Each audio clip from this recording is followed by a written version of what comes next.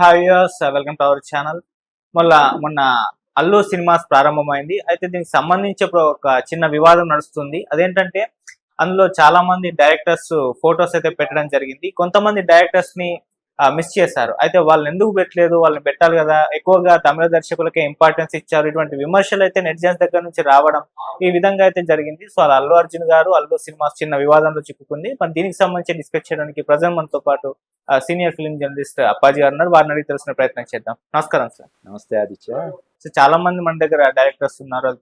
పూరి జగన్నాథ్ గారు కావచ్చు, లేకుంటే ఆర్జీవి గారు కావచ్చు, శ్రీను వైట్ల గారు కావచ్చు, ఈవెన్ బోయపాటి సీన్ గారు కావచ్చు, వీళ్ళందరి ఫొటోస్ పెట్టలేదు. ఇంకొంతమంది ఫొటోస్ అక్కడ పెట్టడం జరిగింది. తమిళ డైరెక్టర్స్ ఫొటోస్ కూడా పెట్టారు. సో వీళ్ళని ఎందుకు పెట్టలేదు, తమిళ డైరెక్టర్స్ కి ఇంపార్టెన్స్ ఇచ్చారు, ఇటువంటి కామెంట్స్ ఇప్పుడు నెటిజన్స్ దగ్గర నుంచి వస్తున్నాయి సార్. మరి ఏ విధమైన తీసుకొని ఫోటోలు పెట్టడం జరిగింది సార్? అంటే వాళ్ళు ఏ ఉద్దేశంతో వాళ్ళని కొంతమందిని సెలెక్ట్ చేసి పెట్టారు అన్నది మనకి తెలియదు. అంటే అల్లు అర్జున్ తోటి వాళ్ళకు ఉన్నటువంటి అనుబంధాన్ని దృష్టిలో పెట్టుకొని ఎంపిక చేశారా, లేకపోతే ఏంటి దానికి ఒక ప్రామాణికత ఏం లేదు కదా.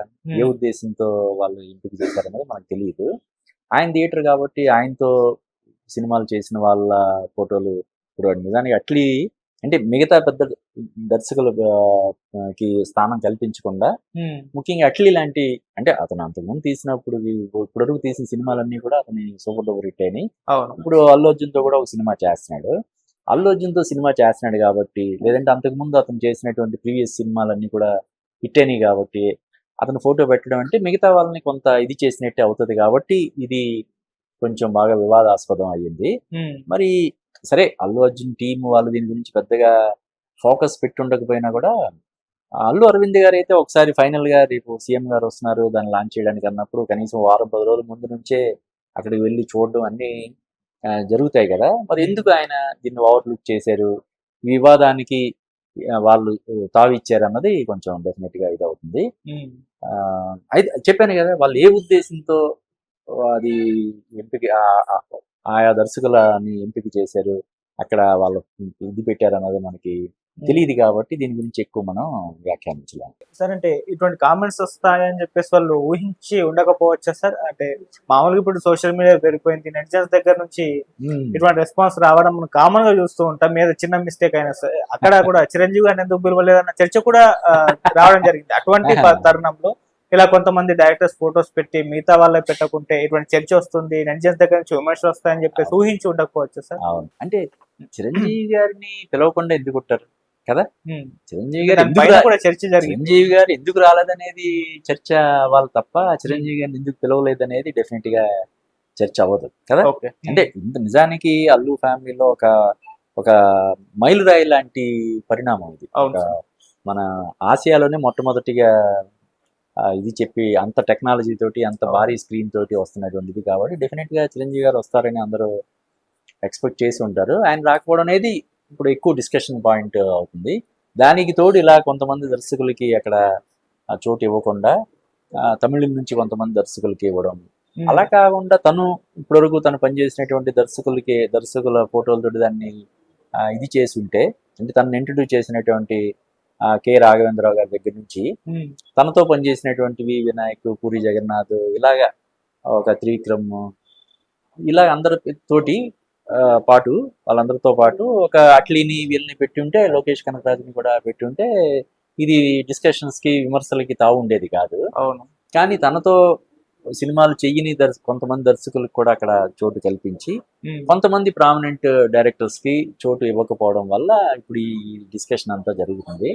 మరి ఏ ఉద్దేశంతో వాళ్ళు అది చేశారన్నది మనకు తెలియదు. కానీ ఇప్పుడు ఇది ఎక్కువ వివాదాస్పదం అయ్యింది కాబట్టి అదేం పర్మనెంట్ ఏం కాదు కదా, దాన్ని ఏమైనా మార్పులు చేర్పులు అని చేస్తారేమో మనం చూద్దాం. సరే, only Tamil industry and Telugu industry రెండింటినే సెలెక్ట్ చేసుకుని ఆ డైరెక్టర్స్ నే పెట్టారు. సో ఎంతమంది డైరెక్టర్స్ ఉన్నారో మనకు తెలిసిందే. సో అంతమంది ఫొటోస్ పెట్టడం కూడా మరి సాధ్యం కాదు కదా. ఏదైనా వ్యూహాత్మకంగా వ్యవహరించి ఉండాల్సింది. అంటే వ్యూహాత్మకం ఏముంటది కానీ నాకేమనిపించిందంటే ఇప్పుడు ఈ వివాదం అంతా ఇప్పుడు సోషల్ మీడియాలో జరుగుతున్నది చూస్తుంటే, అసలు గతంలో అంటే ఇప్పుడు మన మధ్య భౌతికంగా లేని వాళ్ళు కొంతమంది గ్రేట్ డైరెక్టర్స్ ఉన్నారు కదా మన తెలుగులో. కేవీ రెడ్డి గారు, కె విశ్వనాథ్ గారు, ఎల్వి ప్రసాద్ గారు, అలాగే తమిళంలో ఒక బాలచంద్ర గారు, ఇలా ఎంతో మంది గ్రేట్ డైరెక్టర్స్ ఉన్నారు కదా. వాళ్ళతోటి దాన్ని నింపి ఉంటే ఇటువంటి వివాదాలకి అసలు తావుండేది కాదు కదా. అయితే చెప్పాను కదా, ఇప్పుడు అది వాళ్ళ ప్రాపర్టీ, అదేమి గవర్నమెంట్ కి సంబంధించి. ఇప్పుడు ట్యాంక్ బండి మీద ఫలానా వాళ్ళు విగ్రహం పెట్టారు, ఇంకొక విగ్రహం ఎందుకు పెట్టలేదని మనం అడగచ్చు. ప్రభుత్వం ఉంది కాబట్టి, ప్రజల సొమ్ముతో ప్రభుత్వం చేసే ఇది కాబట్టి ప్రభుత్వం చేసేదాన్ని మనం ప్రశ్నించవచ్చు. ఇప్పుడు రవీంద్ర భారతిలో ఆ మధ్య బాలసుబ్రహ్మణ్యం విగ్రహ ప్రతిష్టాపనకు సంబంధించి విపరీతమైనటువంటి ఇది జరిగింది. అది ప్రభుత్వం చేసేది కాబట్టి మనం మన అభిప్రాయాన్ని మనం వ్యక్తం చేయొచ్చు. కానీ ఇది వాళ్ళ సొంత ప్రాపర్టీ కదా, ప్రభుత్వం ప్రమేయం లేదు. చీఫ్ మినిస్టర్ మామూలుగా అంటే మనం ఇప్పుడు హైదరాబాద్ ని ఒక అంతర్జాతీయ సినిమా హబ్ కింద చేయాలనే లక్ష్యంతో ఆయన ఉన్న ముఖ్యమంత్రిగా ఆ సినిమా ఆ వేడుకకి ఆయన ముఖ్య అతిథి రావడానికి మినహాయిస్తే ప్రభుత్వంతో సంబంధం లేని ఇది కదా. వాళ్ళ ఇష్టం, వాళ్ళ చాయిస్, వాళ్ళు ఎవరినైనా అక్కడ వాళ్ళకి నచ్చిన వాళ్ళని పెట్టుకోవచ్చు. ఇప్పుడు ఈ విమర్శలతోటి ఏమైనా మార్పులు ఏమైనా చేస్తే చేయొచ్చు.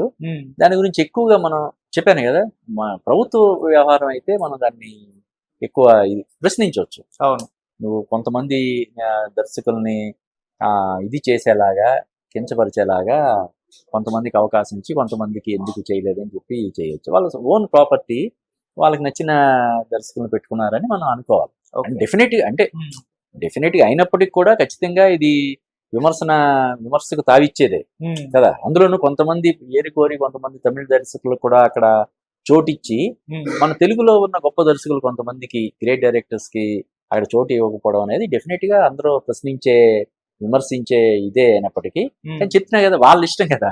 సార్ మీరు అన్నట్టు మరి వాళ్ళతో వర్క్ చేయాలని అల్లు అర్జున్ గారు ఏమన్నా కోరుకుంటున్నారా? ఈవెన్ మణిరత్నం గారు కావచ్చు, లేకుంటే ఇంకొంతమంది డైరెక్టర్స్ వెట్రిమారన్ కావచ్చు, సో ఈ డైరెక్టర్స్ తోటి ఏమైనా ఫ్యూచర్ లో సినిమాలు ప్లాన్ చేసే అవకాశాలు ఏమైనా ఉన్నాయా సార్? ఆబ్వియస్లీ, అంటే ఈ మధ్య మణిరత్నం గారు ఈ మధ్య అంటే ఆయన సక్సెస్ పరంగా కొంత వెనకబడ్డాడు. ముఖ్యంగా తగ్ లైఫ్ అనే సినిమా బాగా డిసప్పాయింట్ చేసింది. అంతకుముందు PS1, PS2 బ్రహ్మాండంగా ఆయన తీసాడని చెప్పి మళ్ళీ మణిరత్నం ఈజ్ బ్యాక్ అని చెప్పి ఆయన అనిపించుకున్నాడు.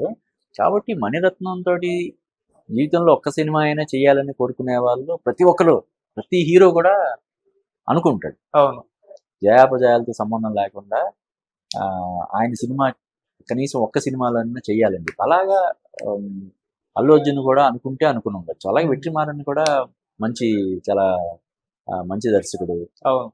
సో అతనితో కూడా వర్క్ చేయాలని అతనికి కోరిక ఉండొచ్చు. అలాగే ఇప్పుడు హిందీలో కూడా చాలా మంది ప్రముఖ దర్శకులతోటి సంప్రదింపులు జరుగుతున్నాయని మన వార్తలు తరచూ చూస్తుంటాం. ఫలానా దర్శకుడితోటి అల్లు అర్జున్ సినిమా చేసే అవకాశం ఉంది, యశ్రాజ్ ఫిల్మ్స్ లో చేసే అవకాశం ఉంది, ఇంకో బ్యానర్ లో చేసే అవకాశం ఉందని చెప్పి. అలాగా డెఫినెట్ గా ఆయన ఇంకా సంవత్సరానికి కనీసం 2 సినిమాలు చేసే ఆలోచన కూడా ఉందని చెప్పి మనకు తెలుస్తుంది. కాబట్టి ఆల్రెడీ ఇప్పుడు 2 సినిమాలు ఓకే అయినప్పటికీ కూడా తర్వాత నెక్స్ట్ లైనప్ లో కూడా ఒక 2-3 సినిమాలు ఆయన రెడీ చేసుకోవాలనే ఒక ఆలోచన ఉందని మనకి తెలుస్తుంది. కాబట్టి డెఫినెట్ గా వీళ్ళతో సినిమాలు చేయాలని చెప్పి ఆయన అనుకుంటుండొచ్చు. అందుకు సంబంధించినటువంటి చర్చలు కూడా జరుగుతుండొచ్చు. Right sir, thank you. Thank you.